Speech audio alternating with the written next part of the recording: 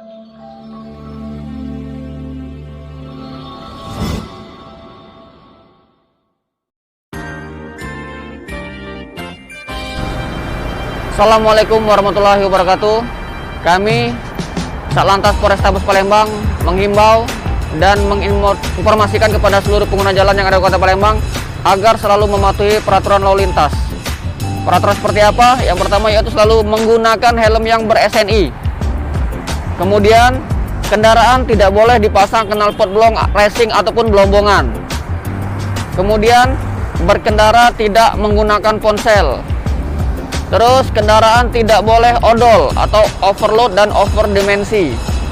Selanjutnya selalu gunakan sabuk keselamatan baik yang mengemudi maupun yang berada di samping pengemudi. Kemudian sangat tidak disarankan untuk melawan arus karena membahayakan keselamatan kita. Yang terakhir, sepeda motor roda 2 tidak boleh bonceng lebih dari 1 orang atau boti yang biasa kita sebut. Mungkin itu himbauan kami. Kami ingatkan sekali lagi kepada seluruh masyarakat Kota Palembang agar selalu mematuhi peraturan rambu-rambu lalu lintas dan juga petunjuk-petunjuk petugas kami yang di lapangan. Terima kasih, selamat pagi. Seperti biasa, stop pelanggaran, stop kecelakaan, keselamatan untuk kemanusiaan. Terima kasih.